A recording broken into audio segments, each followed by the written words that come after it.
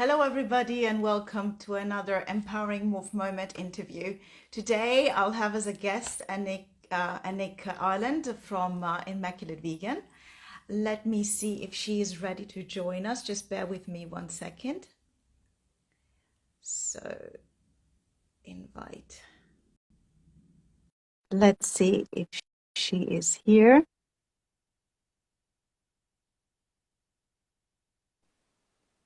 Okay, there she is. Brilliant. Can you hear me? I can hear you very well. Can you hear me?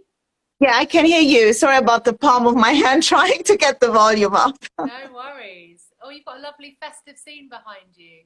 Yeah, well, it's Christmas, right? It's beautiful. It's beautiful. I'm just going to turn off the light here because I think it's a bit too bright. Let me just, is that better? Yeah, it's good. It's good. It's good. Oh, it's so lovely to see you, Annick. I mean, Yeah. we met just before we both launched, right? We launched about the same time. Yes, that's right. So, well, over 3 years ago now, I think, right? Or roughly 3 years ago. Yes. Yeah, so the Morph launched on the 23rd of November. So we just had our birthday Oh, right. in Yeah. So we launched on the 2018. 19th of October, I think. So, yeah. So it's 2 years ago. Sorry, 2 years ago we launched. Yeah. And we had lunch together, which was really nice. That's so lovely. Yes. So, yeah, how did we find each other? Let me think. I don't know if I found you because I know obviously at the time I was looking for brands to join Immaculate Vegan, and was Yes. like Okay. Yeah, yeah, it's searching the true. world for the best quality, most beautiful vegan brands out there. And then I discovered you, I think, and I contacted you saying, "Hey, we're going to be launching this platform. We'd love to have you." Yes. No, I remember now. Yeah, it was amazing. It was great because I was just out there for a few months, so You knew, it right? was great to But I think connect. you were already getting some really good attention, I think, and you were obviously doing something no one else Yes, was but it's doing. still very lonely. It's very lonely to be an entrepreneur on your own. I mean, you're lucky you've got Simon, right, is his name? So you Exactly, I co-founder, let's go co-founded back a Simon. step. Yeah. Because I'm lucky enough to know you, but a lot of people may not know you. So Annick is the co-founder of the Immaculate Vegan, which is a fantastic platform that it says it's called Immaculate Vegan, but it's not because it's immaculately, perfectly vegan only. It's Not at all. because it styles you immaculately. And if I make this comparison from a consumer point of view, to me, it is almost the net-a-porter of sustainability. That's lovely to hear. I think, and that is kind of how we want to position ourselves. Although, just to say to people, our prices are a lot more realistic. So we are a lot more affordable than Net-a-Porter. But I think, yeah, trying to have that really, I guess, that focus on style and quality along with ethics. And that's really part of what the name's about because it's essentially there to hopefully just shatter those misconceptions that if you want to choose ethical, sustainable fashion, it's going to have to be chunky, it's going to have to be plastic or poor quality. All of those things we hear all the time. It's the same, like, not at all. You can buy Not immaculate anymore. fashion that also happens to be super good for the planet and for animals and for humans. So Yeah, so it's the way forward, really, for everybody to be more conscious about our purchases. But tell me, I mean, obviously, you the Immaculate Vegan came out of at a certain point in your life. You have a past. Tell me what was the morph moment that you had that gave you that vision that we need to create a platform that helps people to buy more consciously? yeah. So I think it was a couple really. So I guess, well, I mean the main one was going vegan, and so my kind of moment there, because obviously I wouldn't be where I am now, and I wouldn't have created Immaculate Vegan if I hadn't become vegan and sort of realised that there was this I think gap that existed. Um, and that was really when I got I credit it all to my greyhound, my last greyhound, who's a beautiful dog called Tippy, who we rescued um, post post her sort of racing career about 8 years ago. 9 years ago. She's sadly no longer with us. But she was an amazing dog, and I think the main thing for me was that it just made me somehow have that connection with animals and with the natural world that I hadn't really had in a very real sense before, um, and really just made me think about what am I doing? I sort of loved her to pieces. I'd hate for anything to happen to her, anyone to harm her. Um, and yet there I was sort of doing dreadful things, causing harm without really thinking about it, to animals that really, you know, were just as loving and as, you know, and it could experience joy and pain and all those things in the same way as a dog could. So it just something kind of like clicked, I think, in my head, and that's kind of what got me initially on that kind of vegan journey. And the thing around fashion, I guess, was that as part of that vegan journey, and it didn't happen overnight, by the way. I mean, I became pescatarian and vegetarian, then it kind of snowballed into veganism. But I started when I was like, right, I'm now vegan. I started just doing some basic searches for vegan bags, vegan shoes, thinking, right, I'm vegan, I'm just going to buy all vegan things. I'll wear my stuff out, but when I need new things, I'm going to buy all vegan. And then when I started searching for those things, it was just a bit horrifying because what I was seeing, I wasn't seeing the Morph bag, I wasn't seeing a lot of the brands I'm using now. I was just seeing what I think are probably the worst stereotypes of vegan fashion, right? Which is frumpy things, PVC like bright shiny plastic, like, you know, floral bags made of hemp, just all the stuff that you think, oh no, like if I like fashion, I can't possibly make it possible. It's a no-go. Yeah, and then I basically just started. I thought this can't be it, so I just started really delving much deeper. Really trying to spend a lot of time on Instagram looking for brands, and what I found was that actually there were lots of really amazing brands out there. You know, really focusing on quality, high design. You know, bags like the Morph bags, shoes, bags, accessories. But they were just quite hard to find at the time. There weren't really platforms out there exposing them or promoting them. You know, most of these brands are obviously quite small, so they haven't got, you know, millions of marketing dollars to promote themselves either. And this was like several years ago now, right? So also, I think they were just naturally less exposed than they are now. Yes. And that's where I thought I don't want anyone to basically feel like I do, which, or maybe, you know, maybe I won't go to the pub, maybe I'll just carry on buying less bags and shoes and not bother. I thought I really want people to carry on if they have those intentions and make it easy for them to find beautiful brands. So then I just thought I'm just going to start an Instagram blog. I was working all the time, but I'm going to do it, you know, in my spare time. I'll call it Immaculate Vegan because really what I want to show people is that you can buy amazing fashion that looks as good as all the brands you already love, but also is ethical. How amazing is that? That was really how it all started. Just through sort of, I guess, a personal desire to get people to realise what was out there, and they didn't have to make compromises, so they didn't have to change their values or change the choices they wanted to make. And then it all took off, and I had loads of amazing brands contacting me and individuals contacting me saying, wouldn't it be amazing to have all these brands on one platform? And that's where I sort of thought, I think there's definitely a commercial opportunity here. But it came from my sort of my personal search and despondency, I guess, and desire to kind of show people out there. It's a beautiful story, and also beautiful that you opened up also a little bit how your journey, you had really a proper journey into becoming a vegan. It's not a cold turkey process. No, not for me. No, not for me. No, it's very difficult. And I think that the message is really for people out there that it's really just a journey that you can take, right? You can start with part-time, or you can do by exclusion slowly, and whatever is done. I mean, not from a obviously ethical point of view, but from a sustainable point of view, any effort that we make towards the way we eat and the way we shop and what we shop is making a positive impact on the environment. So it's not all about sacrifice. With the Morph bag, I always talk about it's not a sacrifice. You don't need to sacrifice. No. Everything is possible, and it's just making an effort. And the only mistake is really doing nothing, because you know, we have the issue of climate change, and there is no denial. And we might not be affected in this generation that much, but the next generations for sure. And it's our responsibility 100%. to take the medicine.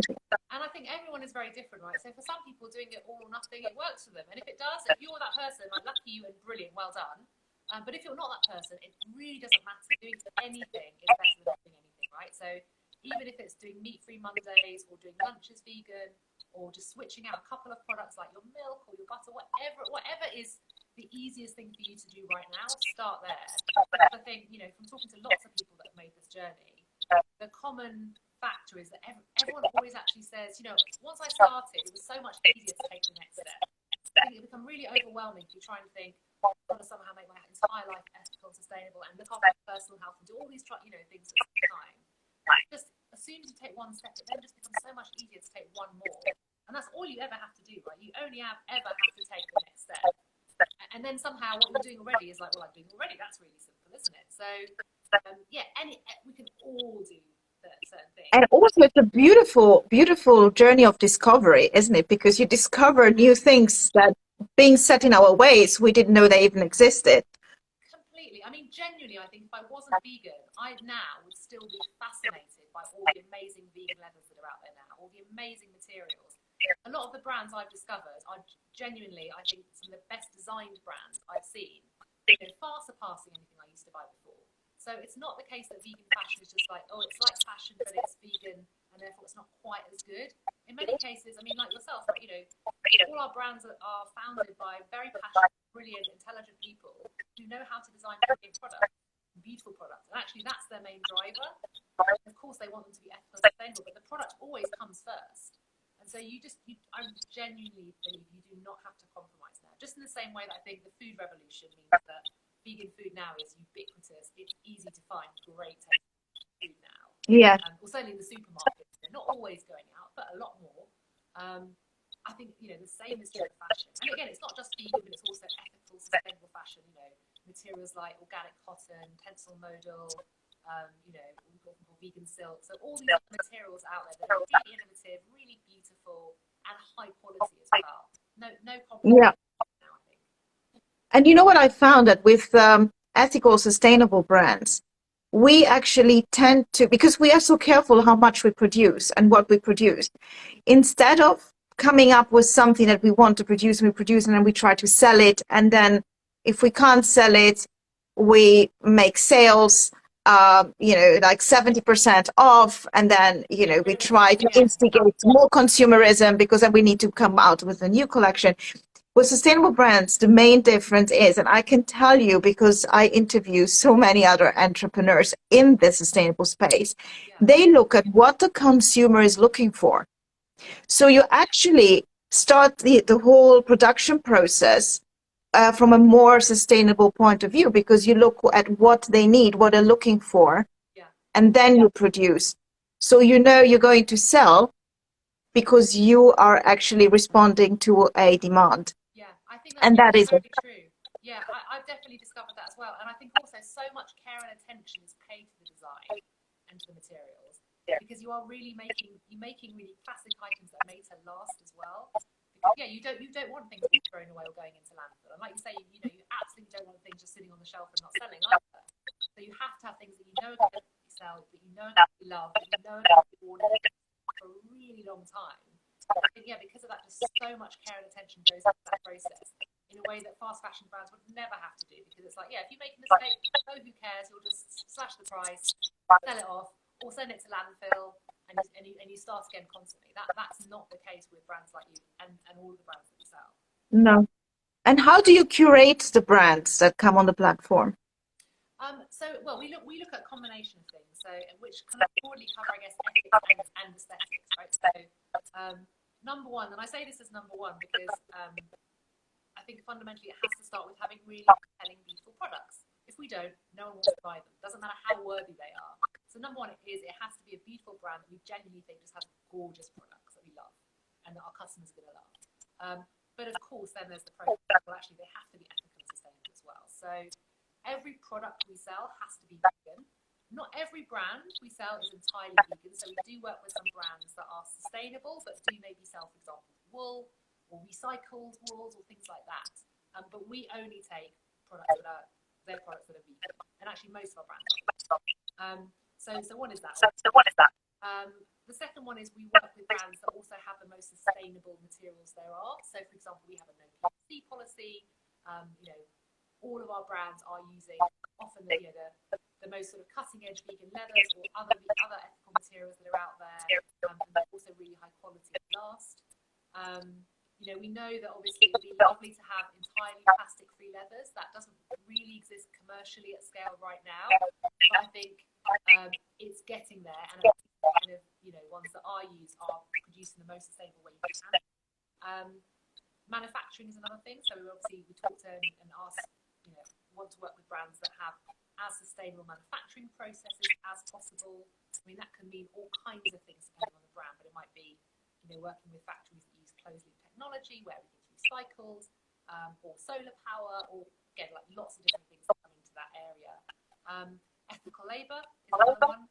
So obviously we want to only work with brands that make sure that all their workers, all their staff are paid and treated really fairly and equitably. And then the last one is packaging. So making sure the packaging used is, again, as sustainable as it can. Yeah. So we try and look at a whole variety of factors. Yes. Obviously, no one is perfect. No, and we're all on a journey. We try to improve what we're doing at this given point in time with our values, according to our values. Yeah. Exactly. And really that's kind of what we're looking for, brands that are really doing the best with what they have and are trying to always do better. And, by the way, non-perfection is still a million miles away from what sort of the mainstream fast fashion is. So it's still very, very good. Yes, it's true. And what do you think is the demographics who shops on your website? It's not necessarily vegan. We know about that. So do you mean things like sort of age range? And age group, females, males, because you have a wide range of products that you offer from so we have home and fashion. On women's, although we have a really good men's section now. We're growing that all the time. Where we're about to add a couple of new clothing brands, which is great. And we have quite a good sort of men's shoes and bags and things like that. So at the moment, it's about 80% women, 20% men. Obviously, you've got people, men and women also buying for, other sexes too. Actually, our biggest age range is 25 to 34, which is quite interesting. So it's not kind of super young. I guess it's people that are, interested in buying fashion, have a reasonable level of disposable income, but maybe investing in fewer but more classic and high quality items. So that is by far our biggest age range. And we're primarily, so about 50% of our in the UK, which also means that we have a very large international base as well. The biggest country outside of the UK is the US, and that's really surprising. Yes, it is. Yeah. Amazing. And then it's kind of lots of individual countries, even including Australia, but also EU countries. EU has become a little bit harder with all recent tax changes and Brexit and things like that, I've got to say. So yeah, I'm not going to lie, selling to EU and the UK has been made really tricky.